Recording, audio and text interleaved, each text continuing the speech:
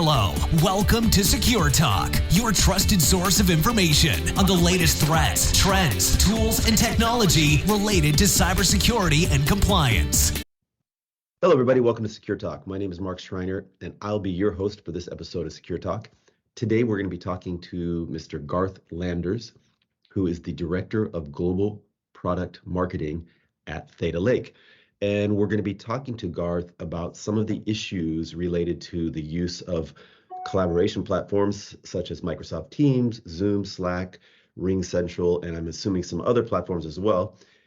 And we're going to talk about maybe some solutions in terms of what companies can do to make the use of those platforms a little bit more secure. But before we do that, I want to say hi to Garth. Garth, how are you today? Great, Mark. Thanks for having us on. Look forward to the discussion. It's my pleasure. Hey, so whereabouts are you located? I'm based in Stamford, Connecticut, here on the East Coast, about 30 miles east of Manhattan. Okay, and so you guys are no strangers to cold, wintry, icy weather. Yeah, it's not too bad. I mean, it's not quite New England. It's more part of the New York City metro area, and we're on the water, so we get it. But it's not like our friends up in Buffalo or anything like that.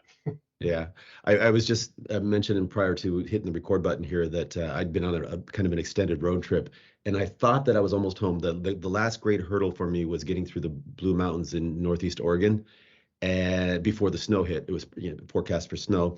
I made it through, and then I got into Washington, and of course, it started freezing rain, and cars were slip sliding all over the place. It was dark. And after I got to like past 10 car crashes, 2 of them were upside down. I decided, you know what? I am going to pull over at the next rest area, or not rest area, but a little place that I can get a warm meal in a hotel and camp out. And so I did that and made it home safely today. And now it's blue skies and nice. But anyway, it has nothing to do with security, but we all want to be safe out there. Yeah, personal security for sure. Absolutely. Hey, so Garth, it seems that these days, especially post-pandemic, everybody is using multiple different collaboration platforms. I mean, just today, for example, I've been on a Teams call and a Zoom call. And of course, I'm using different chat tools like WhatsApp, et cetera, so on and so forth. So what are some of the security related issues related to the use of those platforms? Yeah, great topic opener, Mark. So some of the issues related to that, obviously, the return to office and the hybrid workplace, and people are, back to being on the go and really communicating from anywhere. And so we're having more of these sort of virtual meeting environments, discussions like you and I are having today. Um, there's some basics. I think there's a security aspect, there's a compliance aspect. From a security aspect, you need to start to look at, your posture and your configuration settings around environments. If you look at the way we work in a Zoom, for example, there's a lot of decentralization and usage of those tools, and you get configuration drift, right? So your security posture, your standards around requiring authentication into a meeting, or using a waiting room, or requiring a password, those may change over time. So you want to make sure that you have that visibility and monitoring of that drift, and that you can do remediation and change as needed. Obviously, the way we work is high velocity, high volume, with all of this data that's flowing through these great unified communication environments. And some of the risks can be, insider threat, and really often, negligence, right? I mean, the way we share files, links, passwords can be a little footloose and fancy free. And obviously that's not ideal. So there's a high trust factor. There's a lot of empowerment that's happened in the last few years. I think everyone knows about, obviously the rush to empower and get everybody powered up and working once we all had to go remote with the pandemic. And now we're almost 3 years past that. And, the need to really start to establish control, establish standards, and gain visibility into those environments is really important. So do you see platform specific issues? I mean, during the pandemic, the Zoom bombing thing was, a concern for everybody. But I'm assuming that aside from things like that, that do you see platform specific or just in general, the more of a higher level, these are some concerns or best practices that are not being adhered to? Yeah, I don't think of it as really tool specific. Obviously, there's been a lot of attention in the last year, in the last calendar year, especially this past summer, with WhatsApp usage in particular. And here at Theta Lake, we service and work with and partner with a large number of financial services firms. And we found in the past year that 2/3 of the people we speak with believe that employees in their companies are using unmonitored communications channels like WhatsApp. So that's one that we saw in the headlines because the SEC, for example, and other regulatory bodies imposed close to $2 billion in fines thus far, with probably more to come because of usage of WhatsApp. But it's more a function of the employees, what they're doing, and what you decide to endorse and what you're looking to manage, and while not hampering productivity, right? Because we don't want to get in the way of that, but not really platform specific, more behavior oriented. Okay, so I want to come back to some of the general best practices for, the use of these type of tools.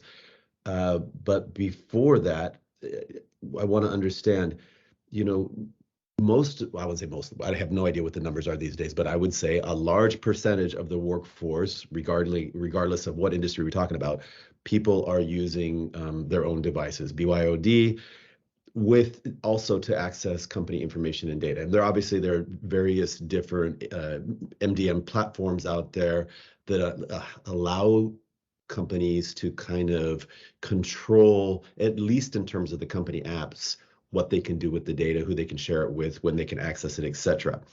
But when you talk about using something like WhatsApp on, let's just say, my personal device, what are some of the, I guess, best practices for companies to say, hey, you know what, we don't want you to put that on your device? Can you even say that?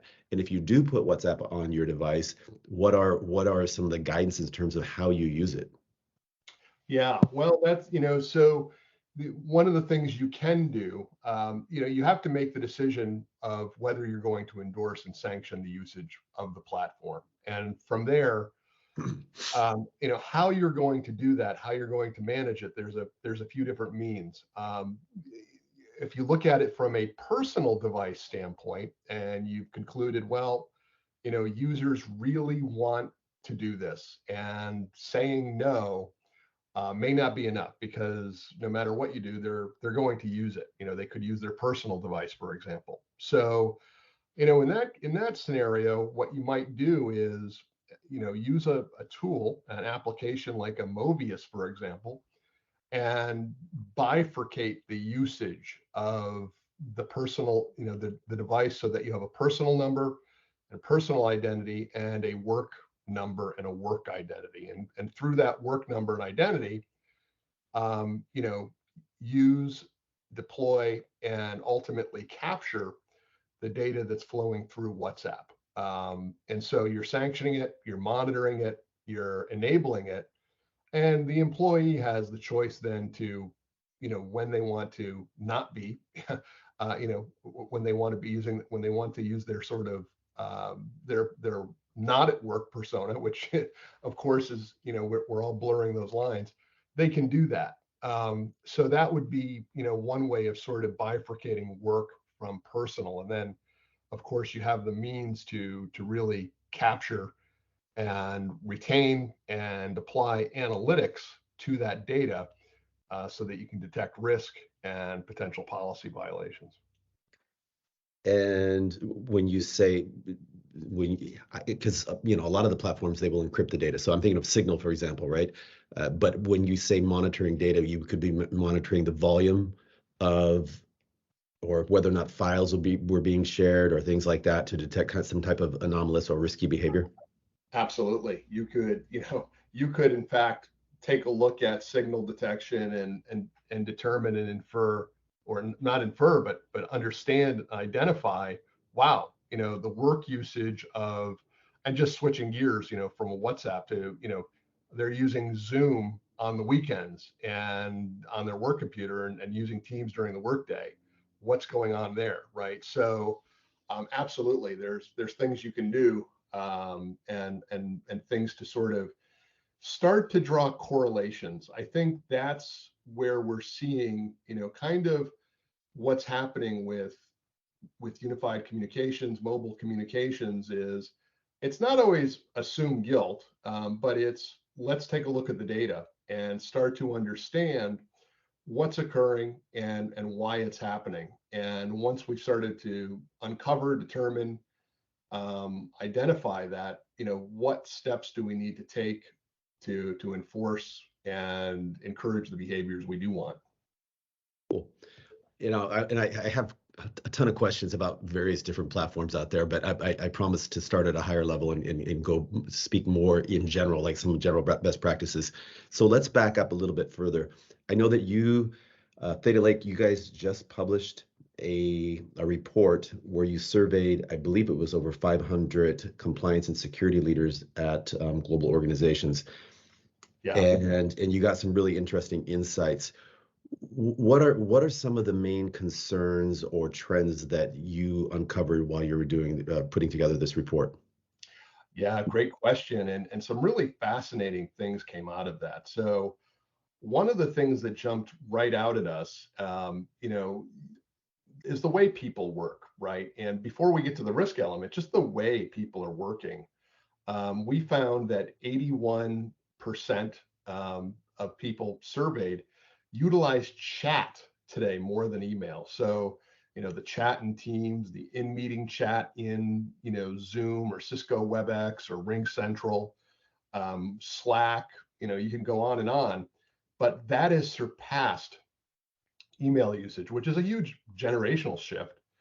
And then similarly, not as quite a high number, but 63% are utilizing video more than email. So the way we work has really changed, right? We're going to, sort of persistent chat applications where a dialogue can stop and continue over the course of days, weeks, months, potentially years.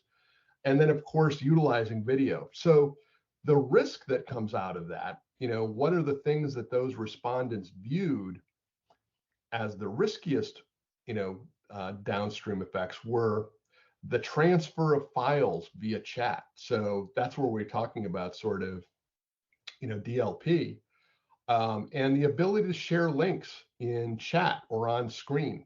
So, those are, common concerns that we've seen in the email world. And of course, they've transferred, to chat and video, which are, just rapidly accelerating, and changing the way that people work. And subsequently, folks are really seeing these gaps in coverage as a top challenge, and that's kind of what I was, trying to get to, with we really enabled everyone 2 or 3 years ago now, but I think organizations have really, figured out that, well, subsequently there's some gaps in coverage in terms of how do we manage that data, how do we retain it, how do we do, compliance review. And the realization that's happening is that 39% of the organizations say that their sort of legacy tools that were built for email, don't really keep pace with the way people work today. So that's to be expected. So there's a lot coming out of this, but the way people have, changed the way they work is here to stay, and just growing, it seems, in terms of, work patterns and what everyone calls digital transformation, right? Just the way that they're blending these new elements into the way they work. Absolutely. So let me ask you, I know like with Microsoft Teams, for example, there are some security settings that you can, as an admin, you can select, including, different rights for different users, file sharing restrictions, things like that. So, are you suggesting that there are security and monitoring, I guess, excuse me, it'd be like security and compliance, needs that go above and beyond just the built-in security settings? Yeah, absolutely. So, those capabilities that, a Microsoft or other platforms have, are really powerful, and there's a lot of them, right? And that's a good thing, right? Because as a platform, you have to give those types of choices and options to organizations both large and small, and in different verticals and in different geographies. So what we do, and what we propose, is you centralize that. So you really streamline the view of that security posture, and you're able to remediate and affect change really quickly. Today, organizations might not even know where a particular setting lives. When you look at an ecosystem as powerful as Microsoft's, you're talking about Azure, you're talking about Teams. Teams is a front end to um, every possible document creation tool, in the Microsoft universe today, and content creation tool. So, centralizing and getting that visibility, and suggested best practices, which is what we do, is really important. Really, to streamline that view, be able to remediate, changes that you want to affect, and really know where the security settings live. That rollout of features in Microsoft is always enormous, and you can imagine all of the applications in the Microsoft ecosystem and the impact that that has from a security posture standpoint, for everyone. So does Theta Lake or any other tools out there kind of take a look at, and I'm just going to stay on the Microsoft example for a second, take a look, for example, at the team settings, security settings, and flag things that, hey, you know what, you might want to turn this on or turn this off, or is it just mostly monitoring activity? No, it's both. We just recently released a solution for Zoom in particular called Meetings Risk Manager, and it does both of the things that you just identified. One is it gives you sort of a baseline look at where you are today, and says, here's what you're doing, here's how you're working. And then it also, gives you suggested best practices, and allows you to tailor, also from a policy standpoint, what you want to do. So, if you want to always, if you always want to require a meeting room, a lobby, for a meeting, you can do that. If you want to always require, authentication, all those basics you can imagine. The other thing that it does is, I mentioned that, the configuration drift is real. And in addition to establishing that baseline, as you start to accumulate meeting data, you can start to look at and draw insights from, you know, meetings that have taken place over the past quarter, 6 months, even year, and start to see, kind of the downstream effects of the security posture you had at that time. Now, I don't want to get too much into product, but one of the things that's pretty neat about this is it does all of this without, any sort of concerns about privacy violations. So there's no, you don't need to record or archive all of these meetings and their video. You're really extracting the metadata. And the last thing that you can do also is, if you are conducting an investigation, if you are looking at, downstream risk, you can start to identify when things that may cause concern are happening in real time. So, for example, if we're sharing content and sharing a screen with a outside user outside of our network, that might not be a big concern. But if they're a outside user who didn't require a password and we're also sharing files, maybe that elevates the risk, and you flag that for concern. So you can go and look at the meeting dynamics from an admin standpoint in real time as well. So that's pretty powerful. That's something that we built for Zoom in particular, but it really looks at those two elements: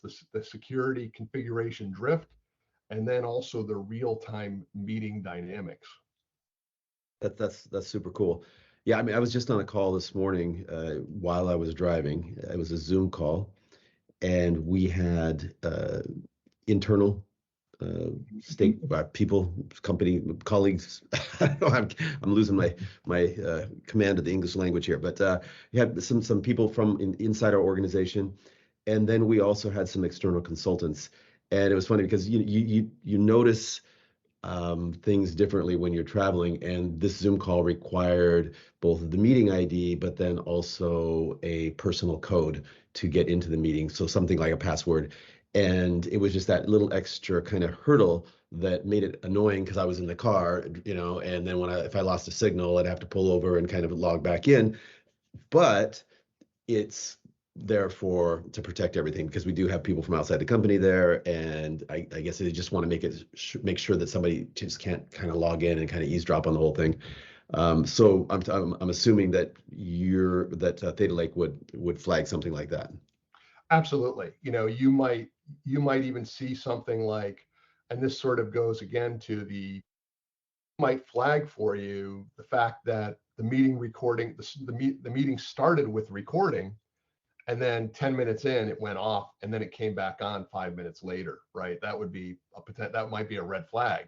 You'd say, well, why did that happen? But absolutely, from an authentication standpoint, yes. And again, we have recommendations in a policy engine, but also, it's up to the organization to establish those baselines that they want, because you don't want anything to be, you don't want it to be noiseware or nuisanceware and really hamper productivity either. Sure, makes a lot of sense. I noticed in your description of Theta Lake, you say that you are a security and compliance solution provider. Tell me the different needs related to security versus compliance. Yeah, sure. So I would say, especially in this virtual meeting, virtual workplace environment, the way you bifurcate that really, when you look at it from a security standpoint, um, there's, there's the the sign of sort of externalities of the meeting itself, the things we've talked about thus far, like, requiring authentication, requiring a lobby, obviously, making sure that, maybe communications are encrypted.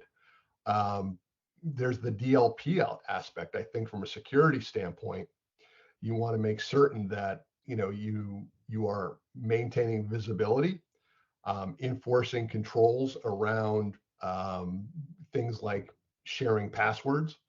So, there is a data loss prevention element in there, protection element in there. And from a compliance standpoint, that's interesting, because I think, the regulatory environment matters, the geography matters, so things like privacy come into play. From a, financial services element, which, as I mentioned, is an area we really tread heavily in and have, a lot of very large banks that we're working with today as customers. They're looking for particulars, right? They're looking for explicit risk elements related to, if you're talking about a broker dealer, from a compliance standpoint, they're looking for red flags around anything related to, stock trades and, potential fraud, puffery, inflating the value of a stock, sharing insider information, earnings releases, anything in a lot, all of that is language related, right? So here, you're really looking at, and both elements, I'd say both security and compliance share this. The volume of data is so massive and the velocity of it is occurring across so many modalities. We haven't even really talked about that element today, which is we're talking about text, we're talking about voice, we're talking about video, not just chat, right? And so organizations are overwhelmed on both the security and compliance front. So the only way to really overcome that, and what we do, is use assistive artificial intelligence. We use machine learning and natural language processing, which gives you the ability to do pattern recognition, and look for, either behaviors, particularly on the security front, where you might identify a change in behavior and behavior analysis, turning on a recording, turning it off, upticks in usage patterns, weekend versus workday, after hours versus typical work hours. You can look at, assistive AI from that perspective, but then also on the compliance and language front, right? Behavioral analysis and compliance enforcement, they're so variable, right? So there's no way that humans can review that at any sort of scale without, or at least effectively and sincerely, without what we call assistive AI. So, using that sort of pattern recognition, machine learning, natural language processing gives you the ability to uncover, detect risk, whether it's, policy violations related to language, everything from hate speech to sexism to, again, things that are germane particularly to financial services. It's just a lot, and I think we're starting to see that manifest itself again, 3 years after sort of the heavy explosion and adoption of this great technology in all of these platforms.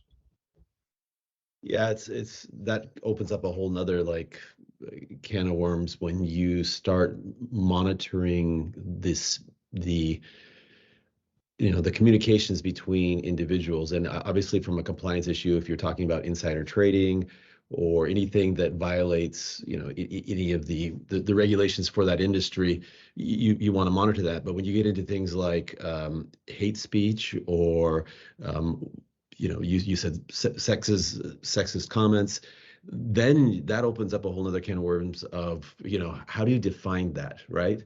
And so I know that this is for all of us as a culture, as an industry, it's all a work in progress, and we're kind of figuring things out as we go.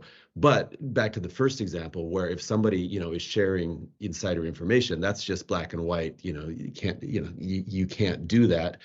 But Absolutely.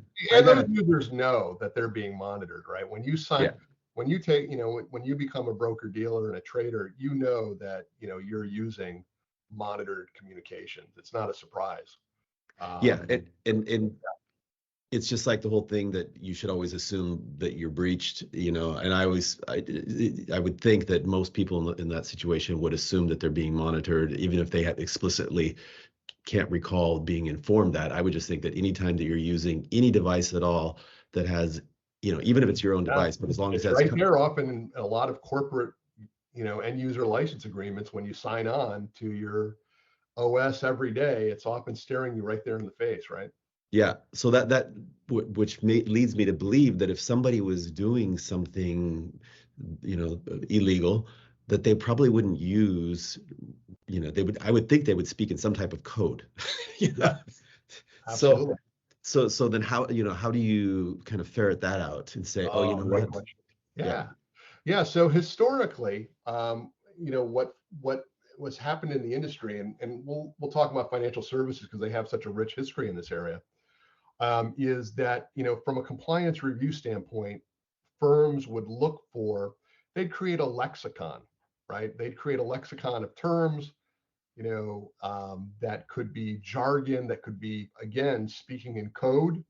The classic one that, I think has been bandied about for 20 years now is let's do lunch, something like that, that would show up as a red flag and of terms, which again has to be continually updated, right? So, that's one piece. And I think a lot of organizations historically have failed in that. They'd work tirelessly, they'd establish a lexicon.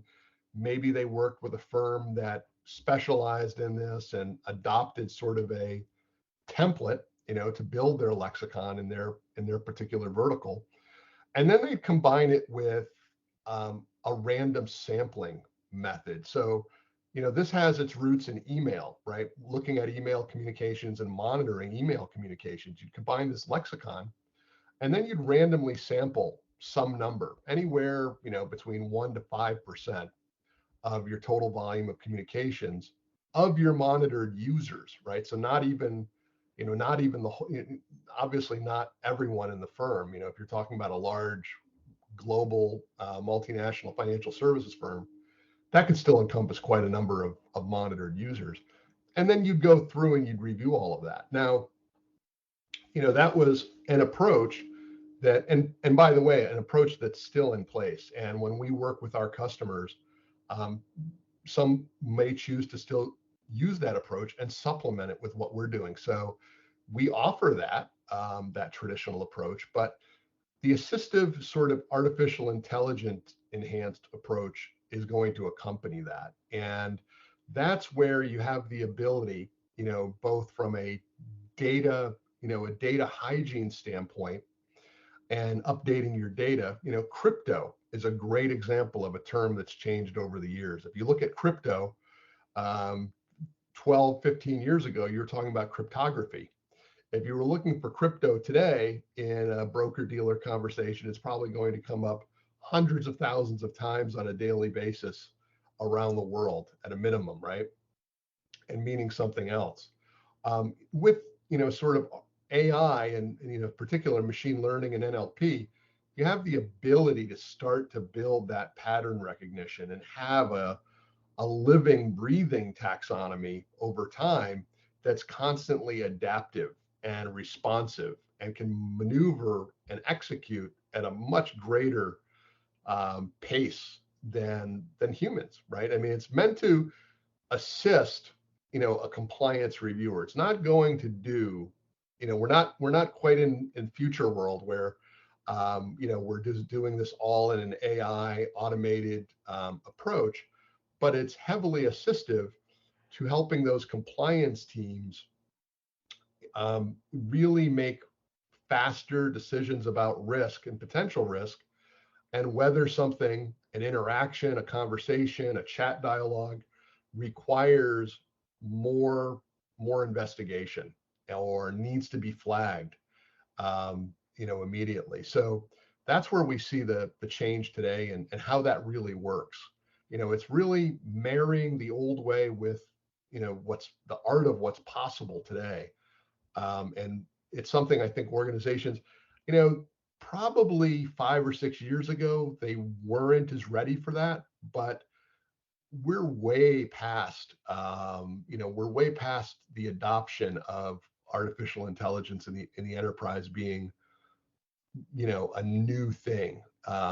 It's something that's really embedded more and more now, right? You don't, and especially with the technologies that are available, everyone doesn't need to be a data scientist to make this work. We certainly don't. We offer 85 out of the box detections and classifications, so that you can start using them to detect risk and policy and security, violations out of the box.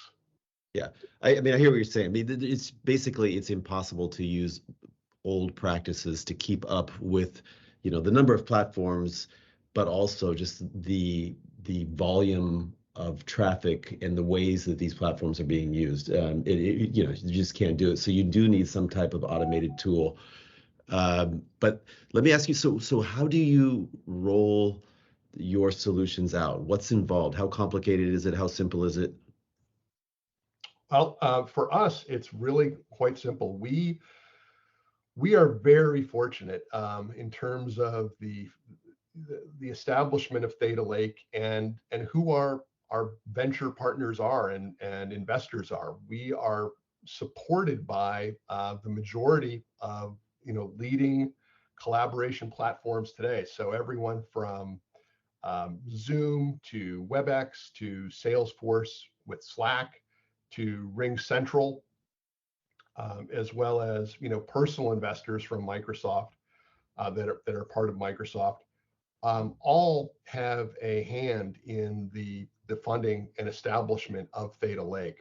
So those are also not only our investors, but as you can imagine, our technology partners. So it gives us a tremendous advantage from a direct connect API driven approach where we work with those product teams and really, through those API integrations, are able to execute really quickly. So time to value is fast. Deployment, with where we are today from a SaaS standpoint, again, rapid adoption, rapid deployment. We also support anybody's ecosystem. So one of the things that I think compliance organizations and IT organizations grapple with in the legacy market is that it's really a one-directional conversation. The providers would say, we support cloud, but it's our cloud. We support a communication system, but we're going to have to build the integration. We have all of the APIs with these ecosystems. And from a infrastructure standpoint, you can use our storage environment, which could be AWS or Azure, or you can bring your own storage and bring your own key from a security standpoint. So we're here to help organizations leverage their own existing infrastructure and investments and fit into those rather than, really create another silo and another environment. It's really a case of fitting in and supporting those existing investments. So very quick time to value. Excellent. One of the concerns that any CISO or CTO has is that, they're typically, for any Fortune 500 company, working with, 70 to 80 different security products and vendors. And there seems to be a consensus that it would be good to kind of consolidate or reduce that number, because every time that you have different systems working together, there's seams that may be exploited. So I'm just curious, from what you see, what are the top one or two concerns that your potential customers or your customers have when you have an initial conversation with them in regards to deploying your solution? Great question. So I think organizations and this builds on what you just asked, right? Which is, how do we get started? How fast can you deliver value? What we see with our customers is they look to start small, and by that I mean they're looking to solve for a particular content or modality type. So they're looking to solve for chat in Microsoft Teams. They're looking to solve risk and problems around, potential problems around WhatsApp usage. So they're typically starting in a compartmentalized way, which again accelerates, deployment, time to value, all of those things. Now, what they're looking at for the long term and where they make those decisions, to answer your second question, is they are looking at, what else can I do? I'm solving for chat today in Cisco WebEx, but what if I decide to start recording video? Or what if I want to start recording video later on? Can the provider do that? Maybe I'm starting with email today because, we need to get a better sense of traditional email communications. Maybe they're not growing, but it's still widely used. And then they want to look at that, how would I evolve that to support chat or video or voice?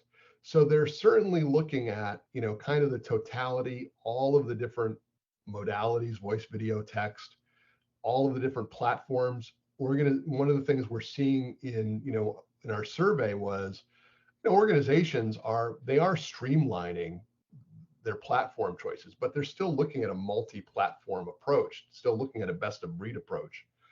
The other thing that's come out of that, and speaks to this also, is just the meshing of application usage. So you might be in a Slack and hit the Zoom button in Slack. How do how in the past, how would you have prepared for that, right? You're going from chat to instant video, right? You can do the same thing in Microsoft. I mean, you can basically open video within Microsoft Teams chat, right? So they've got their eye on the future, and they're recognizing that this is a evolving, while it's happened quickly the last 2 to 3 years, it's an evolution, right, in the way that they work. And they recognize that the security threat landscape is widening. The vectors are increasing, and they've got to be prepared. And so they're looking from a solution provider standpoint. They're not looking for a, kind of small ball, narrow-minded, a narrow and focused offering. They're looking for something that has potential long-term. Great. Hey, last question. Where should, any CISOs who are listening, where should they go to find out best practices related to the use of these different platforms that we've been discussing? I mean, is there a definitive site that you or organization that you follow that says, hey, these are some of the major concerns, but here are also some of the best practices? Yeah, well, I'm a little biased. I'm a two-time Gartner analyst, but I do believe heavily in leverage. I think the analyst firms are great at that. They have an impartiality, and they're learning all of the time. So they're the ones talking to organizations on a daily basis, really getting a constant feedback loop from thousands of organizations per year. And they're an intermediary between the vendors, who certainly know a lot as well. And then they're sort of an arbiter between those two segments. So I think the analyst firms are getting really good at that, and have been. So always recommend them. Awesome.